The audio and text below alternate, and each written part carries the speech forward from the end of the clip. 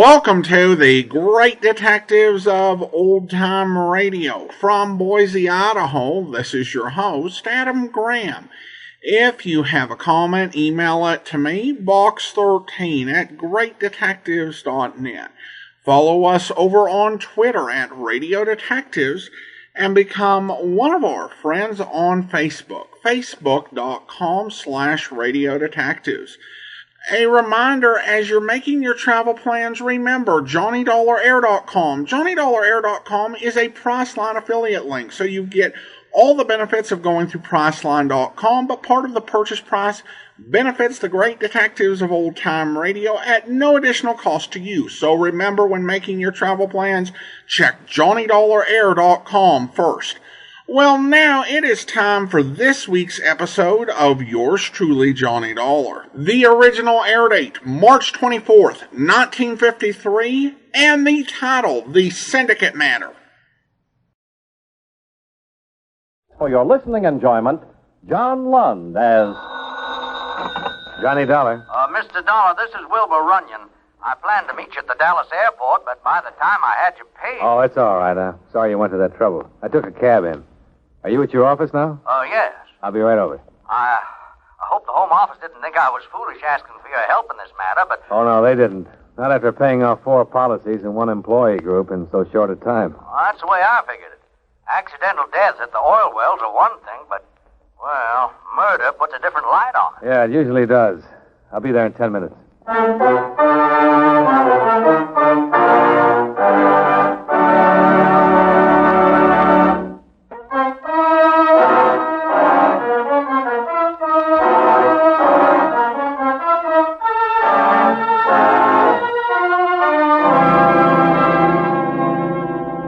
Expense account submitted by Special Investigator Johnny Dollar to Home Office, Employees Cooperative Group Insurance Company, Hartford, Connecticut.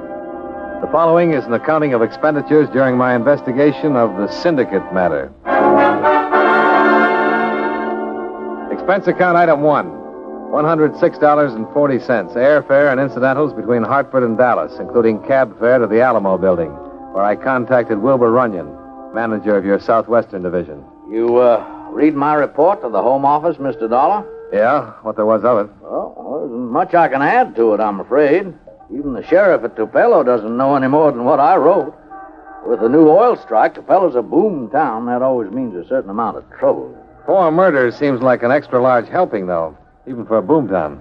I don't know what to think of it. Of course, practically every man working in that field is insured with us under the group plan, so it isn't unusual that we've paid off in all 4 cases. No, but it is unusual for all 4 men to die the same way. You said that in each case the victim had been beaten to death. The murders all follow the same pattern. That would seem to indicate that they'd all been done by the same person, or persons. Oh, that's right. And collecting the insurance money might seem to be the answer if all the policies had been made out to the same beneficiary, but they weren't. Who did benefit? In all 4 cases, the wife of the victim. Well, that still doesn't rule out a syndicate. Well, what do you mean? Killers can be hired, Mr. Runyon. They collect their share of the insurance after an unhappy wife becomes a merry widow. Not in this case. Why not? Oil company that made the strike at Tupelo is one of the best. They pay the premiums for their employees. No payroll deduction. So? So, 2 of the wives who collected didn't even know about the insurance until we contacted them. That could be an act. I'll let you judge that for yourself. Now, last man killed was a driller named Gonzalez, Mexican. I haven't paid the claim yet. I asked his wife to come in this afternoon to pick up the check. She'll be here in a minute.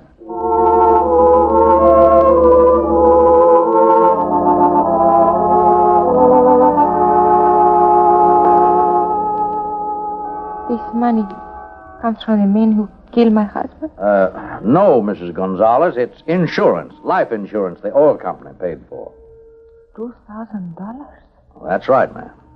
You have a family, Mrs. Gonzalez? Somebody you can go to? My mother, my brother in Sonora. But my husband, Manuel, he always wanted the baby to be born here in Estados Unidos. Everything was going to be so good. Did your husband have any enemies? Enemies for what? He never hurt nobody. There were 3 other men killed, Mrs. Gonzalez.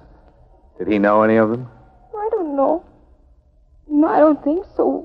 We were in Tupelo for only 3 weeks. 3 weeks? I forgot to mention that in my report, Dollar. All the men killed have been newcomers to the Tupelo field. Where'd they work before they came there? They all come in from the same job someplace else? Oh, no, all came from different places. None of them had worked for a couple of months before hitting Tupelo, according to employment records. Was your husband out of work for a long time before you went to Tupelo, Mrs. Gonzalez? Sí, senor. We have no money. He worry all the time. Did your husband drink or gamble? Oh, no, senor. He was a good man. He tried hard to work every day, even when he was hurt. Hurt? Where? How? Well, it was some accident at the well. You know anything about that, Runyon? No, but one of the other women mentioned the same thing. An accident the week before the killing. What did your husband say about his accident, Mrs. Gonzalez? Well, he tell me he fall, that's all. But he has marks all over. For 2 days he stay in bed. I tried to make him stay longer, but he cry. He say he must get up and go back to work. He say he's afraid he will lose the job. Well, not for an on-the-job injury, he wouldn't. Well, there isn't any record of an on-the-job injury, Dollar. He was afraid for something. He won't tell him, but he was afraid. How do I get to Tupelo? Trailways bus depot right across the street. But like I said, even the sheriff is stumped on this one. I'm not going to see the sheriff. I'm going to get myself a job in that oil field. Oh, I see. Want me to contact the company, make sure there's an opening? No, don't contact anybody. We already know of 4 openings.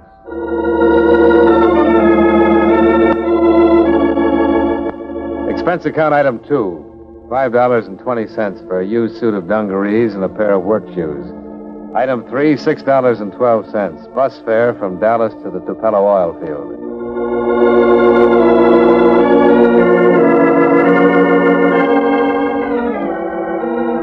I found quarters in a rundown boarding house, and at 7 the next morning I was at the employment office. Before 9 a.m., I had a shovel in my hand and was digging a sludge pit. Hey, you, the new man. Knock off a minute. You talking to me? Yeah, come here. What's your name? Johnny Dollar? I'm Bull Farrell, straw boss on this job. Hi. Smoke? No, thanks. New man comes on the job, I like to get to know him. Help him along if I can. Where'd you work last before you come here? I was out of a job for quite a while. Oh, that's too bad. No money coming in gets rough on a fella. Yeah. You broke? I ain't being nosy, Dollar. Just thought if you was, I might figure out a way to help. Thanks. I'll get by all right. Well, if you do get stuck, let me know. All right, you can go back to work. He was friendly, all right. A little too friendly. I was a stranger, but he wanted to help me out with money. And when I said I didn't need it, he didn't like it. It was too late to go back to him without making him wonder. I had to figure out a way to make him offer again. By lunchtime, I had it figured. I left the well and crossed the field to the office. I went up to the payroll window. Something I can do for you? Yeah, I just signed on this morning. When's payday? Weekend Wednesday. You get your money Thursday. Any chance of getting a little advance? I'm broke. Your first day on the job, what do you think this is? Well, I gotta get by until payday. I gotta eat. I can't help that. Advances are against the rules. Well, thanks anyhow. Hey. Just a minute. Yeah? You need some money. See Bull Farrell.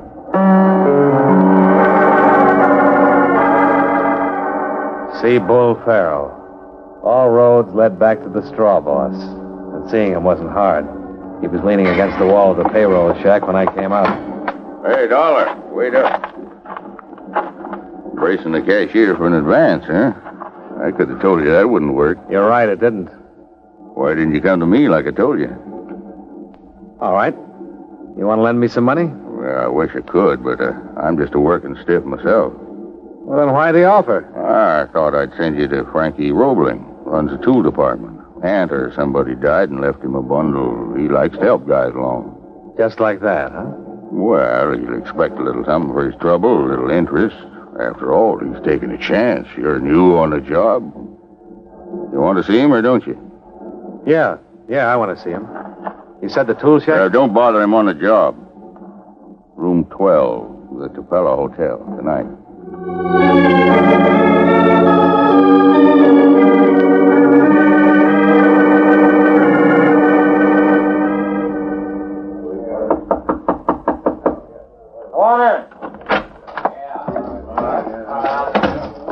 I'm looking for Frankie Roebling. I'm Roebling. You Dollar or Prescott? Johnny Dollar. Deal me out of credit. Come on, the next room, Dollar. I understand you need some dough. That's right. How much? How much can I get? Enough to live on until payday. If you ain't planning on taking any trips, where do you live? Kilgallen's boarding house. $20 see you through? Sounds all right. Yeah. And on payday, you'll drop in and give me the 30 back, right? 30 for 20? Well, just to show you appreciate the favor. Well, you wanted it, don't you? All right.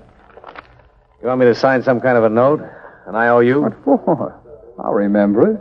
And if you forget, I'll remind you. $20 and 4 dead workmen. There was a big gap, no way of linking them together. But somewhere the pieces had to fit. Then Thursday came, and I drew my first pay.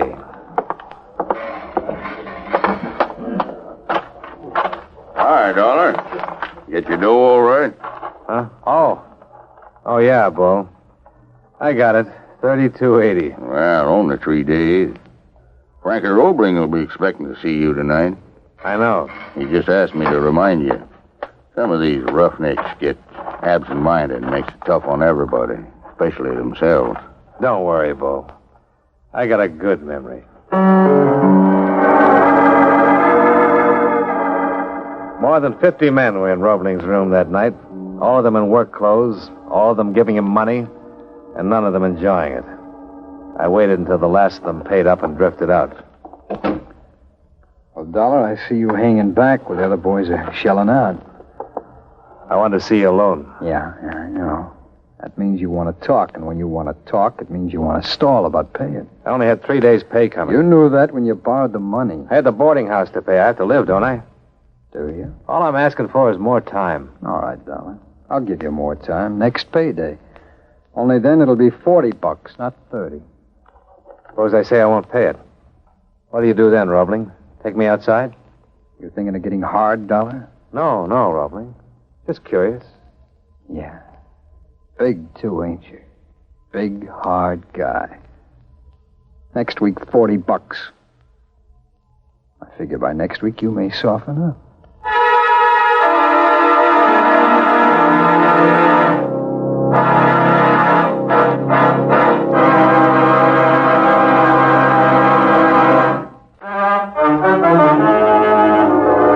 And now, with our star, John Lund, we bring you the second act of Yours Truly, Johnny Dollar.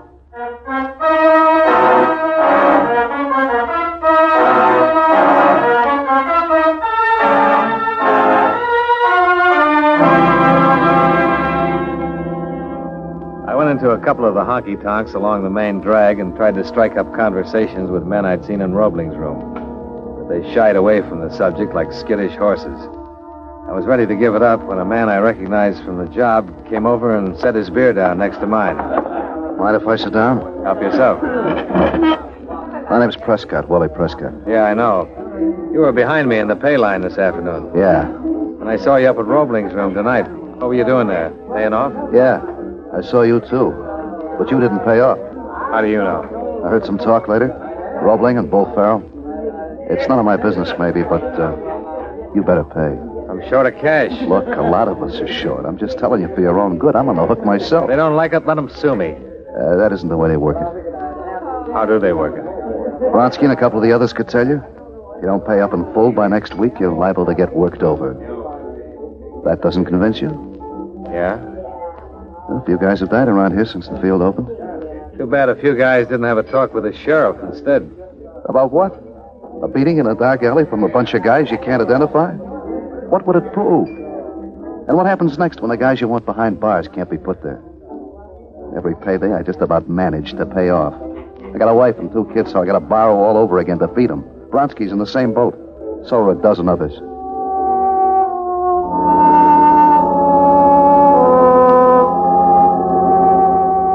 I wanted to walk and think about it. I left the main drag behind and started toward the boarding house, cutting across lots on the graveled walks between the trailers. Mister, Yeah? could you give me a hand? Where are you? Back here into the trailer. What's the matter? Oh, so this butane tank's clogged or something. My stove won't work. You got a flashlight? No, I'll see what I can do, though. Haven't you got a... Oh!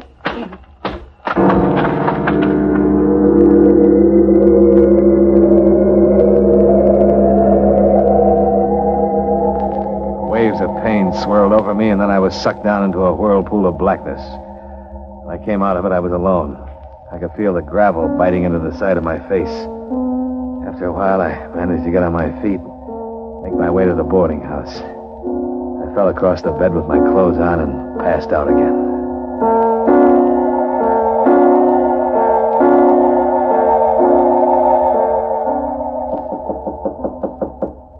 Oh.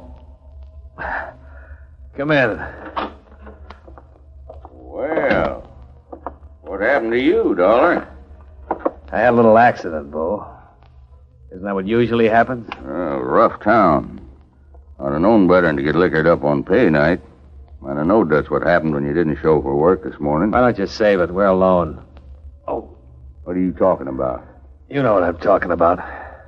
You and Roebling had me worked over. I wouldn't go around saying foolish things I couldn't prove if I was you. Things could be worse, you know. You might have been hurt as bad as Prescott was. Prescott? Yeah. He got to talking through a bottle last night, and somebody resented it. He's over at the hospital. Ain't saying much today, though. Guess he's sobered up. Guy with 2 kids. Probably lose a whole week's work. Roebling likes him, though. He'll see him through. You better be back on the job tomorrow, though. You got obligations, too, you know. They're due next Thursday. Don't worry, Bo. I'll be paid off in full. Expense account item 4. $5 to Dr. Wayne Libet of Tupelo for patching up some of the damage done by Frankie Roebling's bill collectors. Item 5, 80 cents, round-trip bus fare to the county seat at Langham, where I laid the story on the line for Sheriff Arthur McMahon. How much of this can you prove, Dollar? Not a speck of it. I could probably put a couple of deputies on it, and with luck, we might be able to hang a loan shark charge on Roebling. He'd get bail and scare all the witnesses out of town in 5 minutes. Sure he would. Besides, I want him for murders. I want him as bad as you do. Yeah, I know it. Everybody's been on my neck for this Tupelo mess. Letters from civic groups. They all come to churches. They yell for action, but they forget about evidence. When they get in a position where they could testify personally, that's when they lose their tongues. Prescott can testify to the setup. You think he'll testify now? After what happened to him just because he gave you a warning? Can he point to one single man and line up and say he did it? No, neither can I. Wait a minute. Suppose you got them trying to kill somebody before they succeeded. What do you mean? I was jumped last night for failing to pay Roebling. Gonzalez and the others drew one beating that way before they were killed. Yeah, I see what you mean. Roebling expects me to kick him with $40 next Thursday night. Suppose I don't pay him again. You willing to be the clay pigeon on this? If you keep me tagged next Thursday night from the minute I leave that hotel. I'll be there. But if we stop them from killing you, we still wind up with an assault charge. They all know they've done murder before, though, Sheriff. When you take them in and split them in different cells, each one is going to be worrying about how much the others are talking. Somebody in that syndicate is going to get nervous. I went back to the job. For the first couple of days, my head throbbed and my sides ached until the beating finally wore off. Bull Farrell was at his post outside the payroll shack when Thursday came. I saw him speak to a couple of the men. With me, he didn't think it was necessary. When we knocked off for the day, I headed straight for the Tupelo Hotel in Roebling's room. Hello, Dollar. Hello, Roebling. Come up on business or just to talk again? I came up to tell you I couldn't pay you this week. Oh, it's too bad. I'm sorry to hear it. I had an accident. Had to pay a doctor bill. I borrowed $20 from you, and you'll get it next week. $20. That's bad business, Dollar, to lend money without interest. You gonna do something about it? A big guy like you? No, you're too big for me. Much too big.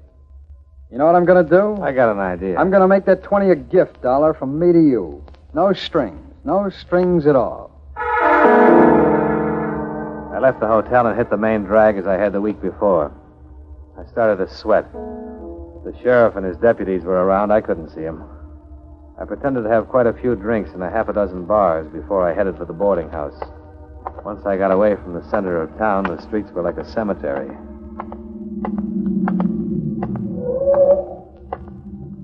Hey, Dollar? Who's that? Old Farrell. Friends of yours with me. Fellas you met last week. Want to take you to a party with us. No, thanks. Come on, boys. We can do it here. All right, come on. Should have listened to Prescott. He told you a couple of guys was killed.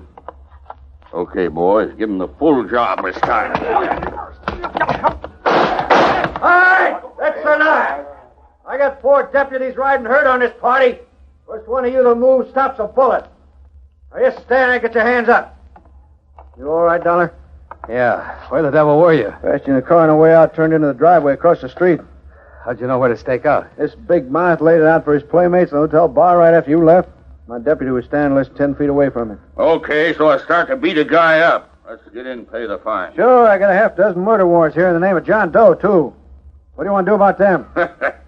Where's your corpse? Are you kidding? No, I'm not. Prescott and Bronsky and 20 other men are in jail right now, protective custody.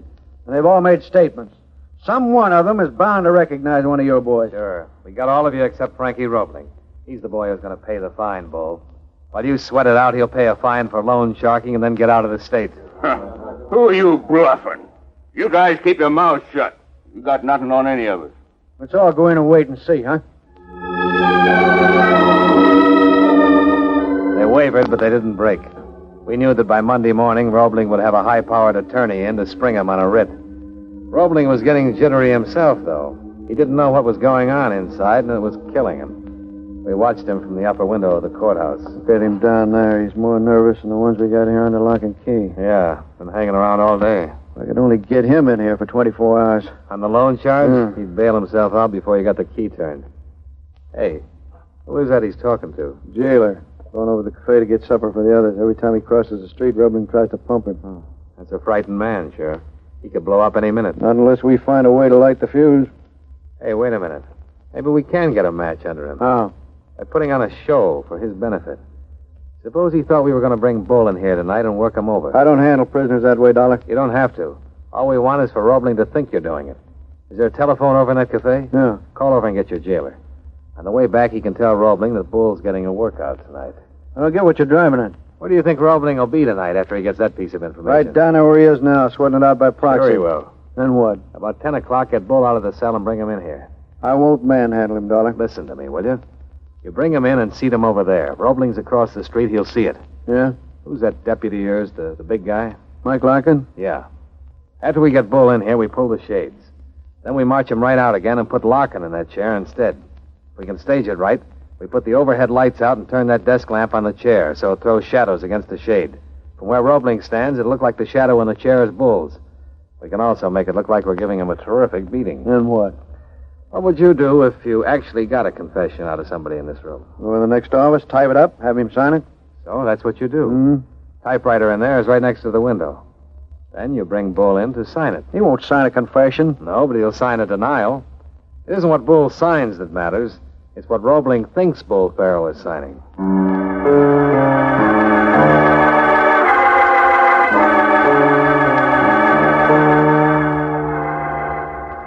What's the idea? What are you pulling me in here for? Won't take a minute, Bull. Just want you to sign this. Sign what? What is it? You can read it. It's a statement you made when we brought you in, denying any connection with the murder. What do I have to sign it for? Routine, Bull. All right. Give me a pen. Let me get back to sleep. Here. Use mine. Shake hands, friend. You've been a real big help. All right, Joe, take him back to cell. Yeah, here's hoping, Dollar. Won't take long to know, Sheriff, if Roebling thinks that... McMahon. Yeah, Charlie? Good. No, I'll handle it myself. Let's go, Dollar. It worked? Yeah. The deputy I staked out at the cafe said Roebling bolted like a rabbit as soon as Bull took your fountain pen. We'll get him at the hotel.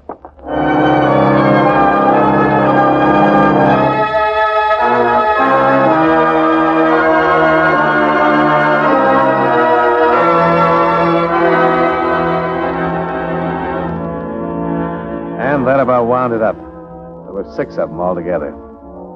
Bull steered the suckers to Roebling for half his take and kept a staff of 3 muscle men to enforce the payoffs. The girl who got me into that dark trailer park was the wife of one of the muscle boys. Expense account item 6, same as combined totals of items 1 and 3, $112.52. Transportation from Tupelo to Dallas and back to Hartford again. Incidentals and miscellaneous were covered by my earnings on the well job, proving that I live within my means. Expense account total, $236.04. Yours truly, Johnny Dollar.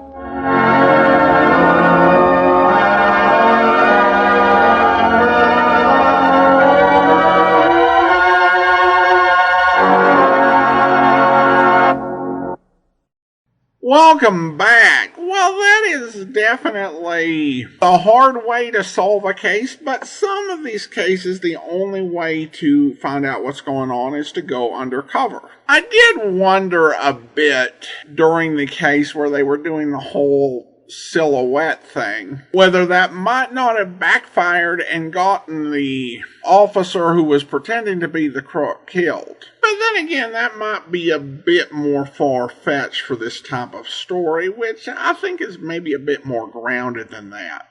Alright, well, listener comments and feedback now.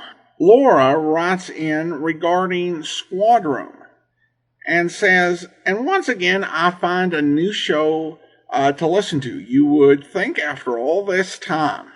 Yeah, Laura, I was surprised too to find Squad Room. I think I've talked about how I found it sometime back, and, just in the last few months. And there are a few series we haven't heard of.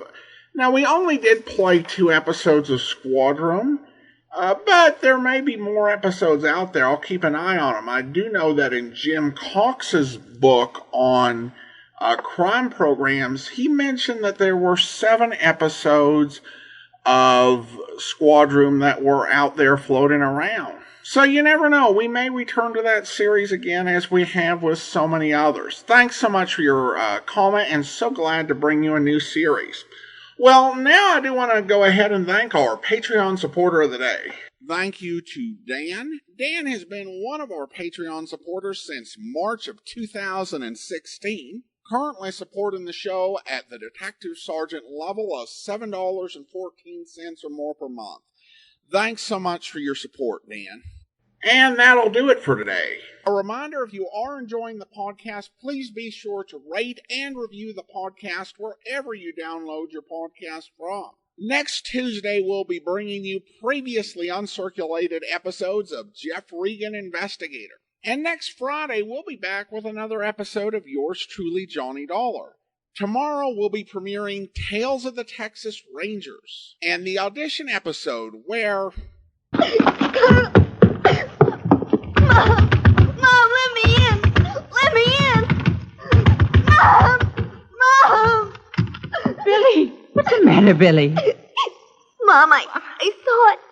I saw it. What did you see, Billy? Answer me, son. What's the matter? Carl was... and his mom and dad. Son, tell me what's wrong. Emmy, I saw Billy come running up. Sam, I don't know. Look at him. Billy, it's Dad. It's me, son. Come on now, what's the trouble? Carl, I saw He's talking about Carl Evans. Is that right, Billy? What about Carl?